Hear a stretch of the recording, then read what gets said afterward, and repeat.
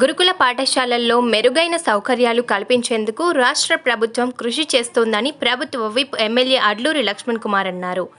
జగిత్యాల జిల్లా ధర్మపురి పట్టణంలోని మైనారిటీ గురుకుల పాఠశాలకు మంగళవారం ఆకస్మిక తనిఖీలు చేశారు.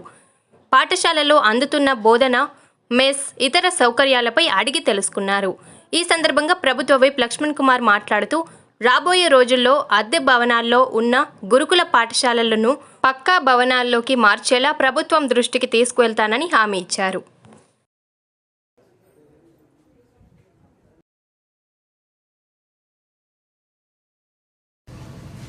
మైనార్టీ స్కూల్స్కి సంబంధించినటువంటి ఏదైతే సుమారు 300 మంది పిల్లలు 5th class to 10th class పిల్లలు చదువుకోవడం జరుగుతుంది.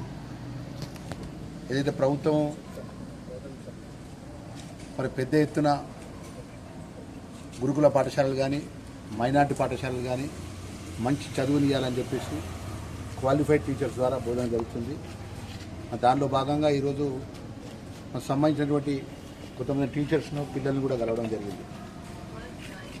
ఈరోజు గత కొన్ని సంవత్సరాలకెళ్ళి ఈ అద్దె భవనంలో సుమారు 280 మంది పిల్లలు ఉంటున్నారు. వారికి సంబంధించినటువంటి పిల్లల వాష్రూమ్స్ విషయంలో కానీ, అదేవిధంగా లివింగ్ విషయంలో కానీ, భోజనం చేసేటప్పుడు డైనింగ్ హాల్ విషయంలో కానీ, క్లాస్ రూమ్స్ కూడా కంజెస్టెడ్ క్లాస్ రూమ్స్ కూడా ఉన్నాయి.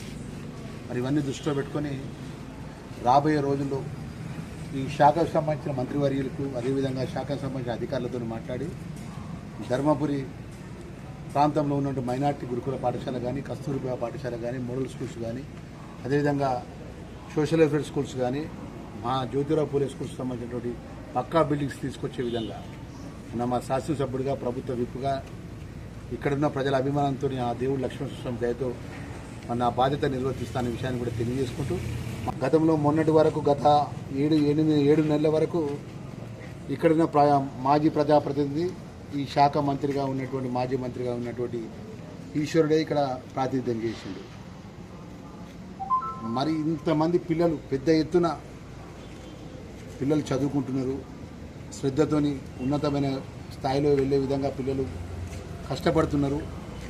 వారికి నా శాఖ మంత్రిగా నేనున్న ఒక పక్కా మైనార్టీ బిల్డింగు, పేద పిల్లలు కానీ, మధ్యతరగతి పిల్లలు కానీ చదువుకుంటున్నారు. వారికి ఉండాల్సింది ఎక్కడ కూడా ఇబ్బంది జరగకుండా చూడాల్సుకున్న బాధ్యత వారిపై ఉండే. మాకు చూస్తే బాధ అనిపిస్తుంది. ఎందుకంటే పిల్లలు ఆ చిన్న రూమ్స్లల్లో బెంచీలు వేసుకొని ఆ ఫ్యాన్లు నడుస్తే నడవై, ఆడపిల్లలు చాలామంది ఉన్నారు. పిల్లలందరూ చెప్తున్నారు శానిటేషన్ సంబంధించిన వాష్రూమ్స్ 10 వాష్రూమ్స్ ఉంటే 2-3 వాష్రూమ్స్ పనిచేయట్లేదు అంటుండ్రు. ఆ ప్రైవేట్కి సంబంధించిన యజమాని ఉన్నటువంటి ఎవరైతే ఉన్నారో ఆయన ఏమంటున్నట్టంటే మీరు ఖాళీ చేయమని చెప్పి అంటున్నారట.